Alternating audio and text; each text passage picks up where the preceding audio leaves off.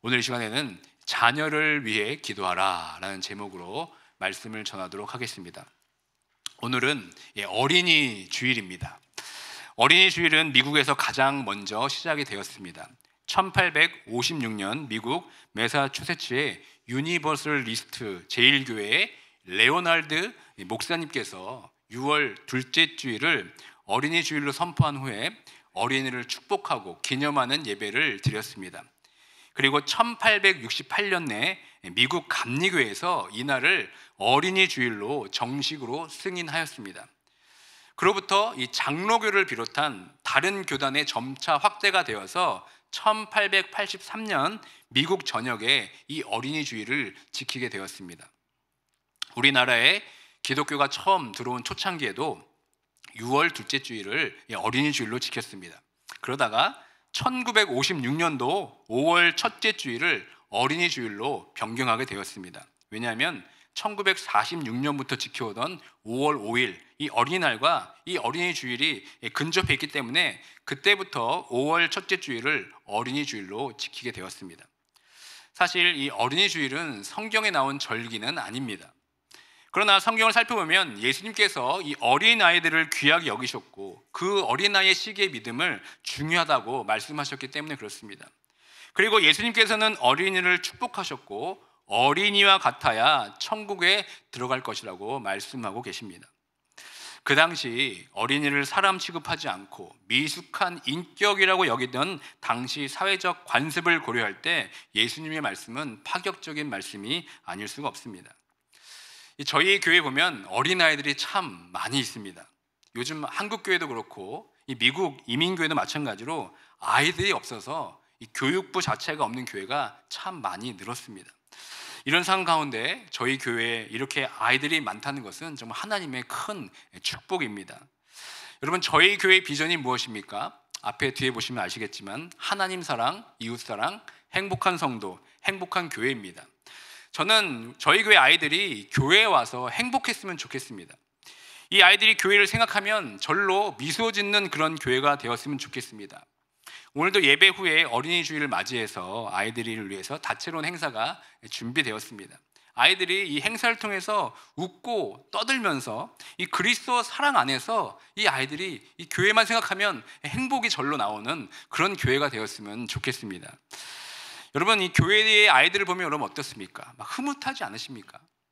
이 아이들이 저희 교회의 미래이고 이 차세대를 이끌 믿음의 주역이라고 생각하면 이 아이들이 정말 참으로 사랑스럽지 않으십니까? 이런 아이들에게 우리가 해야 할 일이 무엇일까요? 이렇게 물어본다면 여러분들은 어떻게 대답하시겠습니까? 대부분 아이들을 위해 기도하겠습니다 라는 말을 아마 가장 많이 할 것입니다. 맞습니다. 우리들은 이 아이들, 우리의 자녀들을 위해 기도해야 합니다. 그리고 그 기도가 아이들에게 가장 큰 투자가 될 것입니다. 그렇다면 그 기도가 어디서부터 시작이 되어야 되겠습니까? 바로 우리 가정에서, 이 부모님의 기도로부터 시작이 되어야 합니다. 여러분들은 자녀들을 위해서 얼마나 기도하고 계십니까? 그리고 무슨 내용으로 여러분들의 자녀들을 위해 기도하고 계십니까? 저는 제 아이들의 이름을 일부러 성경 인물로 지었습니다. 노아, 아론, 그리고 레아, 이렇게 이름을 지은 이유가 있습니다. 그것은 아이들이 이 성경 인물대로 살았으면 좋겠다 하는 생각으로 그렇게 이름을 지었습니다. 그리고 혹여나 이 아이들이 세상에서 혹시 방황하게 될 때 자신의 이름을 생각하면서 아, 내가 이런 사람이었지, 다시 하나님께 돌아올 수 있는 그런 장치를 주기 위해서 제가 아이들에게 성경의 인물로 이름을 지어주었습니다. 그러다 보니까 저도 아이들을 기도할 때 막연하게 기도하기보다는 성경에 등장하는 노아, 아론, 그리고 레아처럼 살기를 위해 기도합니다. 그 이름에 걸맞게 이 세상에서 하나님의 사람으로서 살아가길 위해 기도합니다. 또 하나님께서 그렇게 우리 아이들을 쓰시도록 기도하고 있습니다. 여러분들은 자녀들을 위해 어떤 기도를 드리고 계십니까? 그저 막연하게 건강하고 공부 잘하고 또 좋은 친구 만나고 좋은 대학 가고 좋은 직장 들어가기만을 위해 기도하고 있지는 않습니까? 혹시 자녀들을 위해 기도할 때 어떻게 기도해야 할지 막막하지는 않으십니까? 그렇다면 오늘 말씀을 통해서 이 자녀들에 대한 기도에 대해서 다시 한번 생각해 보고 우리 삶 속에서 자녀들에 대한 기도가 풍성이 넘쳐나는 그런 시간이 되길 주님의 이름으로 축복합니다. 오늘 우리가 길게 읽었습니다. 이 본문 말씀이 상당히 길었죠. 이것은 야곱이 죽기 전에 12아들을 모아놓고 기도했던 장면을 담고 있습니다. 야곱은 이 자녀들을 위한 기도를 한 후에 자신의 장래에 대한 유언을 마치고 죽음을 맞이하게 됩니다. 여러분들은 이 땅에서의 마지막 순간을 생각해 보신 적 있으십니까? 마지막 그 순간 여러분들은 어떤 말을 남기고 싶으십니까? 특별히 그때 여러분들의 자녀들에게 어떤 말을 남기고 싶으십니까? 그리고 어떤 기도로 여러분들의 자녀를 축복하며 기도하시겠습니까? 이 마지막 순간에 하는 말은 아주 중요한 말임을 누구나 다 알고 있습니다. 보통 사람들은 그 생애의 마지막을 말을 할 때 헛된 말을 하지 않습니다. 어쩌면 자기 인생에서 가장 하고 싶었던 말을 그때 할 것입니다. 가장 진실하고도 의미 있는 말을 남기게 될 것입니다. 여러분 한번 그때를 한번 상상해 보시길 바랍니다. 내가 마지막 그 침상에 누워있고 자녀들이 나의 마지막을 바라보면서 눈물을 흘리고 있을 그때 여러분들은 여러분들의 자녀들에게 어떤 말을 또 어떤 기도를 남기실 것입니까? 저는 이 땅에서의 그 마지막 순간, 오늘 야곱처럼 나의 자녀들을 위해서 진심을 담아 기도했으면 좋겠습니다. 그때 그 기도는 마지막 이 땅에서의 기도이기 때문에 자녀들이 아마 가볍게 듣지는 못할 것입니다. 아마도 평생 그 기도의 내용이 자녀의 그 마음밭에 뿌려지게 될 것입니다. 아마도 마지막 남기는 그 기도가 평생 자녀들의 귓가에 쟁쟁하게 들릴 것입니다. 그런데 그 마지막, 기력도 쇠하고 말도 잘 잊지 못할 그때 아이들을 위한 축복의 기도가 과연 내 입에서 나올 수 있을까? 이렇게 상상해 보면 쉽지는 않을 것 같습니다. 그런데 오늘 여러분 야곱을 보시길 바랍니다. 야곱은 이 마지막 순간에, 그것도 한두 명이 아닙니다, 12명의 아들들에게 위해서 막힘없이 지금 기도를 쏟아내고 있습니다. 이런 야곱의 기도를 통해서 우리가 무엇을 알 수 있겠습니까?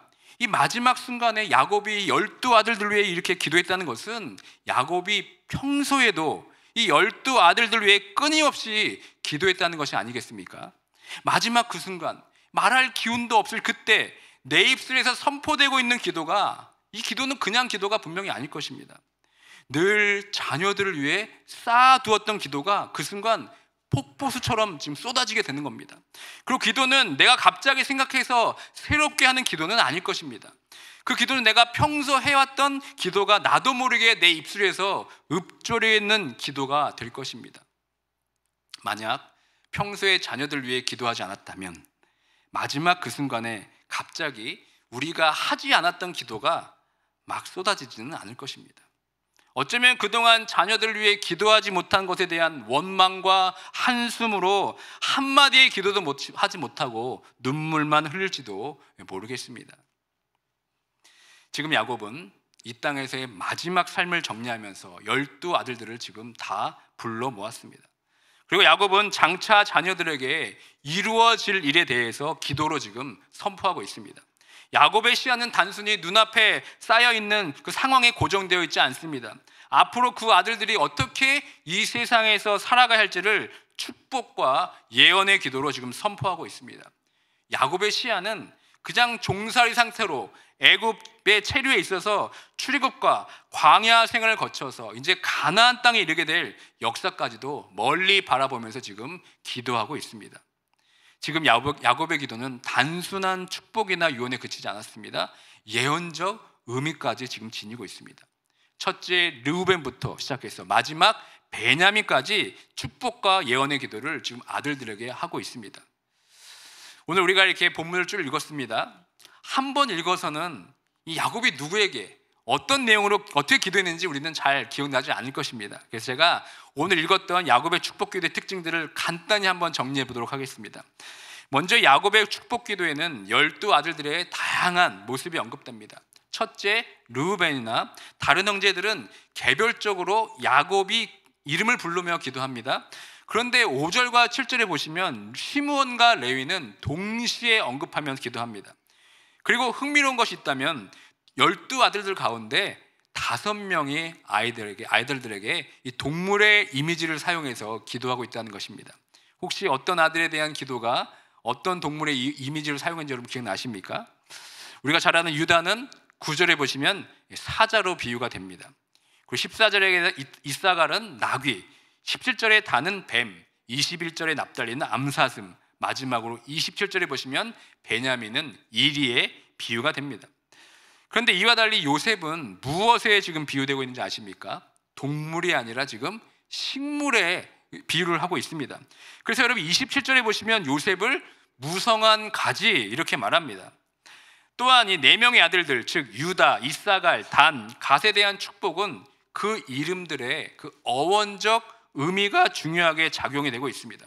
그 이름 뜻대로 기도해 주었습니다. 이렇게 다양한 형태로 등장하는 야곱의 아들들에 대한 축복이 1절부터 28절까지 기록이 되어 있습니다. 시간상 이 12명의 기도를 다 우리가 살펴볼 수는 없습니다. 그러나 우리가 눈여겨볼 것이 하나 있습니다.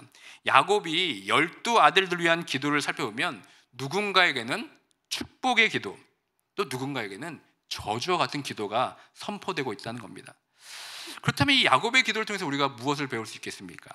먼저 이 야곱의 축복과 이 저주 기도를 통해서 우리가 배울 점은 야곱이 선포한 아름다운 축복의 기도는 우리 자녀들에게 그렇게 임하기를 그대로 기도하면 됩니다. 그러나 반대로 어두운 경고가 나오면은 나의 자녀들이 그렇게 되지 않기를 우리가 기도하면 됩니다. 구체적으로 12아들 중에 야곱이 경고한 아들들이 누구입니까? 르우벤, 시므온, 레위에 대해서는 야곱이 부정적인 기도로 선포합니다. 먼저 첫째 르우벤에 대한 야곱이 어떻게 기도합니까? 다 함께 3절과 4절의 말씀 함께 읽도록 하겠습니다. 르우벤아, 너는 내 장자요, 내 능력이요, 내 기력의 시작이라. 위풍이 월등하고 권능이 탁월하다마는 물의 끓음 같았은즉 너는 탁월하지 못하리니 네가 아버지의 침상에 올라 더럽혔음이로다. 그가 내 침상에 올랐었도다. 르우벤은 야곱의 첫 아들입니다. 그러니까 위력이고 기력의 시작이라고 기도가 시작됩니다. 르우벤은 위엄이나 능력의 탁월함을 가지고 있었습니다. 그런데 무엇이 문제였습니까? 끓는 물 같은 통제되지 못한 정욕이 그의 문제였습니다. 르우벤은 야곱, 그 아버지의 첩 비라와 통간한 죄 때문에 르우벤은 아버지의 침상을 더럽혔습니다. 이로 인해 르우벤은 그의 장자권도 잃어버립니다. 그 나중에 요단강 동편에 살았던 르우벤 지파는 훗날 갓 지파의 병합이 되면서 역사의 무대에서 사라지게 됩니다. 둘째, 시므온과 레위에 대한 기도는 5절부터 7절에 이렇게 기록되어 있습니다. 다 함께 읽도록 하겠습니다. 시므온과 레위는 형제요, 그들의 칼은 폭력의 도구로다. 내 호나 그들의 모의에 상관하지 말지어다. 내 영광아 그들의 집회에 참여하지 말지어다. 그들이 그들의 분노대로 사람을 죽이고 그들의 혈기대로 소의 발목 힘줄을 끊었음이로다. 그 노여움이 혹독하니 저주를 받을 것이요 분기가 맹렬하니 저주를 받을 것이라. 내가 그들을 야곱 중에서 나누며 이스라엘 중에서 흩으리로다. 시므온과 레위는 따로따로 야곱이 기도해 주지 않고 함께 언급이 됩니다. 이 아들이 동시에 언급되는 곳이 바로 이곳이 유일한 장면입니다. 그들이 이른바 저주받은 지파가 됩니다. 그들의 계획이 폭력의 도구들이라고 야곱은 말하고 있습니다. 왜 그렇습니까? 창세기 34장에 보시면 디나의 사건이 나옵니다. 야곱의 가족이 세겜에 머물러 살고 있는데 누이 동생 디나가 그 땅에 세겜 추장에게 겁탈을 당하게 됩니다.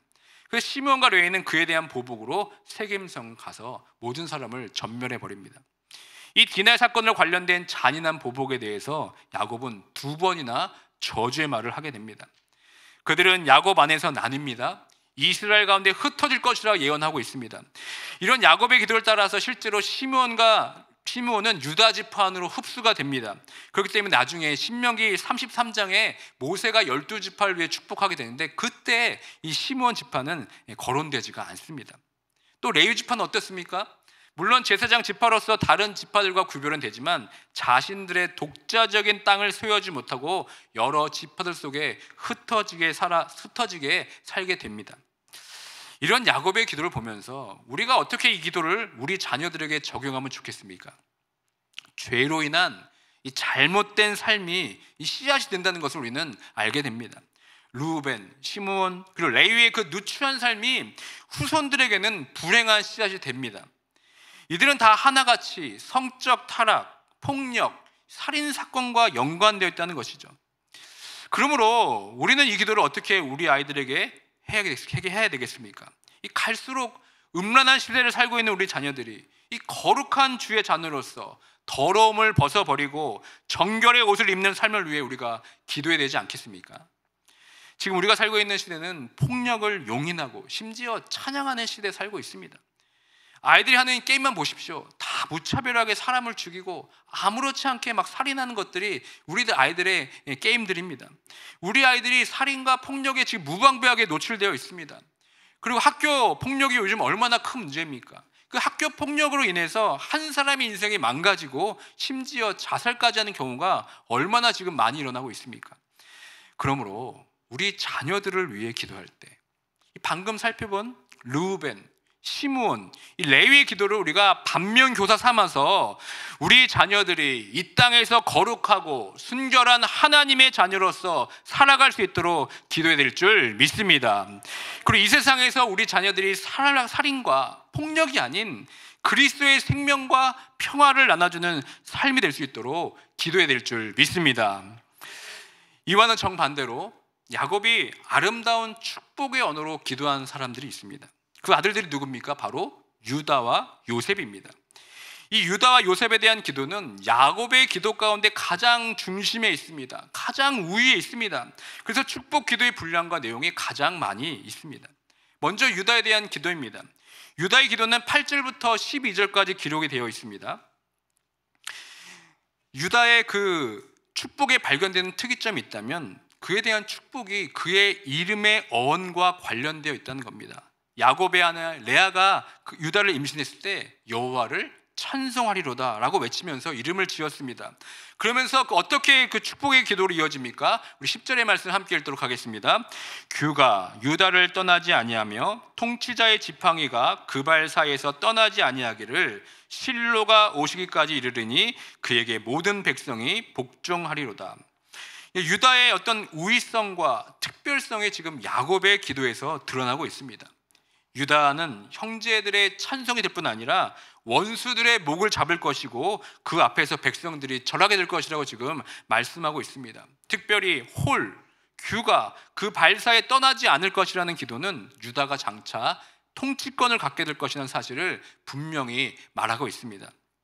결국 유다 지파에 대한 축복은 앞으로 이 땅에 오실 메시아에 대한 이야기로 연결이 됩니다. 그래서 동물 가운데 가장 용맹한 힘센 사자에 비유되고 있습니다. 그리고 풍요의 상징인 포도나무와 포도주에 대한 기도로 연결됩니다. 그리고 11절에 가시면 나귀와 나귀 새끼는 메시아가 타게 될 새끼 나귀를 연상합니다. 이런 야곱의 기도가 결국 다윗 왕조의 실패를 뛰어넘는 이상적인 메시아가 유다 지파에서 나올 것이라는 것을 기대하고 있다는 겁니다. 이런 야곱의 기도를 들은 유다의 삶은 어떠했겠습니까? 그동안 유다는 많은 실수를 하며 살았습니다. 그러나 유다는 그 놀랍고 위대한 야곱의 축복과 예언적 기도를 들으면서 그 자신의 삶이 아마 더욱더 하나님 앞에서 책임있고 단단한 삶으로 나아가지 않았겠습니까? 마지막으로 야곱의 기도 가운데 가장 중심에 있는 요셉의 기도를 살펴보기 원합니다. 요셉의 기도는 다른 형제들과 달리 식물의 비유가 됩니다. 22절의 말씀 우리 함께 읽도록 하겠습니다. 요셉은 무성한 가지 곧 샘 곁에 무성한 가지라 그 가지가 담을 넘었도다. 샘 곁에 무성한 나뭇가지의 이미지를 통해서 요셉이 누릴 풍요를 지금 보여주고 있습니다. 이 중동 지방, 뜨거운 광야 지역에서 샘은 생명의 원천이 됩니다.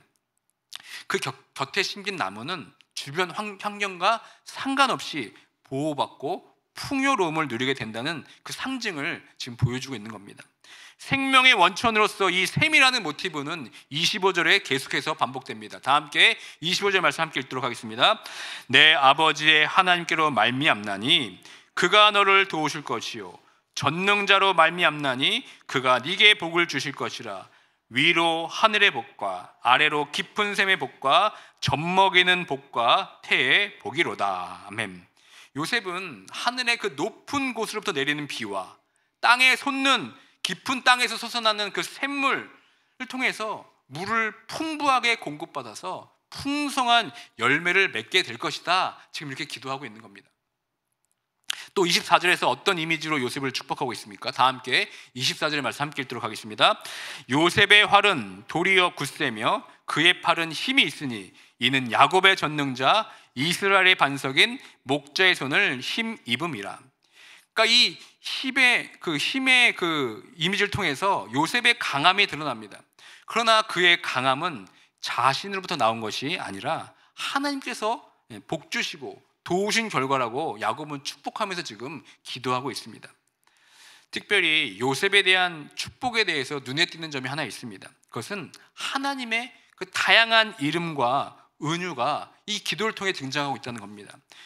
24절을 보시면은 세 가지 표현이 등장합니다. 야곱의 전능자, 이스라엘의 반석, 그리고 목자, 이렇게 세 가지로 하나님을 표현하고 있습니다. 야곱이 하나님을 이렇게 표현하면서 기도할 수 있을 이유가 무엇이겠습니까? 이미 야곱은 전능자 되시고 반석 되시고 목자 되신 하나님을 경험했기 때문에 그렇습니다. 25절을 보시면 야곱은 하나님을 어떻게 부릅니까? 네 아비의 하나님, 그리고 전능하신 분, 이렇게 표현합니다. 네 아비의 하나님은 아브라함과 이삭과 그리고 자신이 경험한 하나님을 말합니다. 그의 조상들과 함께 하신 하나님이 이제는 요셉과도 함께 하셔서 그를 도우실 것이라고 지금 약속하고 있습니다. 그런데 그 하나님이 어떤 분이십니까? 전능하신 하나님이라는 겁니다. 그 전능하신 하나님이 야곱의 출생부터 지금에 이르기까지 함께 동행하여 주시고 돌봐주셨음을 지금 기도로 고백하면서 앞으로도 요셉의 삶 가운데 그렇게 함께 하실 것을 기도하고 있습니다. 그러면서 마지막으로 26절에 야곱은 이렇게 요셉을 축복합니다. 다 함께 26절 말씀 함께 읽도록 하겠습니다. 내 아버지의 축복이 내 선주의 축복보다 나아서 영원한 산이 한없이 같고 이 축복이 요셉의 머리로 돌아오며 그 형제 중 뛰어난 자의 정수리로 돌아오리로다. 아멘. 마지막 부분에서 요셉에게 부여되고 있는 복은 선조들의 복보다 낫고 요셉은 뛰어난 자의 정수리로 돌아온다고 말하고 있습니다. 그래서 결국 어떻게 됩니까? 요셉은 형들과 달리 야곱이 기도한 대로 애굽의 총리가 됩니다. 이처럼 야곱이 이 땅에서 자녀들을 위한 마지막 그 기도는 하나님께 기도한 대로 다 이루어졌습니다. 하나님께서 그 기도를 들으시고 그 기도대로 다 응답해 주셨습니다. 그렇다면 우리는 어떻습니까? 야곱이 요셉을 위해 기도한 것처럼 우리도 자녀들을 위해서 하나님의 그 마음을 품고 하나님의 뜻 가운데 간절한 마음으로 기도한다면 하나님께서 그 기도를 들으시고 반드시 응답해 주실 줄 믿습니다. 야곱이 마지막 죽기 전 이 12아들들을 위한 기도를 살펴보면서 다시 한번 내가 이 땅에서의 마지막 그 순간 이 자녀들을 위해 어떻게 기도해야 할지 고민하는 시간이 되었으면 좋겠습니다. 평소에 자녀들을 위해 기도하지 않다가 마지막에 멋진 기도의 말이 나올 것이라는 이 막연한 기대를 하지 않았으면 좋겠습니다. 마지막 죽음 앞에서는 내가 전에 생각하지 못했던 기도가 나오지는 않을 것입니다. 평소에 하지 않았던 기도가 갑자기 툭 튀어나오지는 않을 것입니다. 평소에 자신이 기도하던 대로 평소에 자신이 생각하는 것이 마지막 내 입술로 고백되어질 수밖에 없을 것입니다. 지금부터 여러분 자녀들을 위해 기도하시길 바랍니다. 기도로 아이들을 축복하면서 기도를 쌓으시길 바랍니다. 르우벤, 시므온, 레위에게 기도한 야곱의 기도를 반면교사 삼으셔서 우리 자녀들이 이 땅에서 거룩하고 순결한 삶을 살아갈 것을 여러분 기도하시길 바랍니다. 그리고 유다와 요셉에게 선포한 기도를 우리의 입술로 옮겨서 우리 자녀들을 위해 축복하며 기도했으면 좋겠습니다.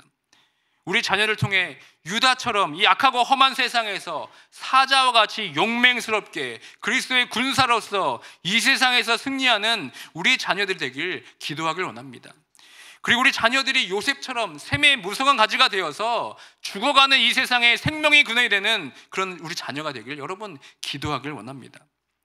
야곱이 경험했던 전능하신 하나님께서 요셉의 인생에 함께 했듯이 내가 경험한 이 살아계신 하나님, 나의 삶을 늘 선하게 인도해 주셨던 그 하나님께서 우리 자녀들에게도 동일하게 역사하길 기도하시길 바랍니다. 사랑하는 성도 여러분, 지금부터 자녀를 위한 기도를 쌓으시기 바랍니다. 지금부터 자녀들에게 여러분의 그 기도를 들려주시길 바랍니다. 이 세상 마지막 숨을 거둘 때 야곱처럼 자녀들에게 축복과 예언의 기도를 거룩한 상상으로 이 시간 기도하면서 자녀를 위한 기도를 쌓으시길 바랍니다. 그때 나는 우리 자녀들에게 어떤 기도로 축복할 것인지 지금부터 여러분 기도로 준비하시길 바랍니다. 아직 저희 부모님께서 생전에 계시지만 저를 위해 지금도 기도하고 계신다는 걸 저는 잘 알고 있습니다. 제가 이 자리에 서 있는 것도 이 부모님의 기도 때문에 이 자리에 있습니다. 그 부모님의 기도를 듣고 자랐기 때문에 저도 모르는 사이에 그 기도의 힘에 이끌려서 지금 제가 이렇게 하나의 말씀을 전하고 있는 겁니다. 여러분들도 계속해서 자녀들을 위해 기도하시길 바랍니다. 여러분의 기도 소리를 자녀들에게 들려주시길 바랍니다. 부모님이 나를 위해 기도하고 있다는 것을 아이들이 알아야 합니다. 여러분들께서 눈물을 흘리며 자녀들을 위해 기도한 그 씨앗이 반드시 기쁨의 단으로 거두어지게 될 줄 믿습니다. 그리고 여러분, 내 자녀만 위해서 기도할 것이 아니라 우리의 교회 아이들을 위해서 여러분 기도해 주시길 바랍니다. 이 아이들이 한인 제일장로교회를 이끌 차세대 믿음의 주역들입니다. 이 아들을 위해 우리가 기도로 해야 합니다. 야곱의 기도가 우리의 기도가 되어서 이 아이들을 위한 축복의 기도를 선포하게 될 때 하나님께서 반드시 그 기도를 들으시고 응답해 주실 줄 믿습니다. 이 가정의 달, 특별히 어린이 주일을 맞이해서 우리의 자녀들을 다시 한번 하나님 손에 올려드리며 기도하는 이 시간이 되길 주님의 이름으로 축복합니다. 그리고 마지막 내 인생의 그 순간에 자녀들을 위해 축복하며 기도하는 이 거룩한 상상력을 가지고 매일 삶 속에서 기도로 자녀들을 세워가는 우리 모두가 되길 주님의 이름으로 축원드립니다.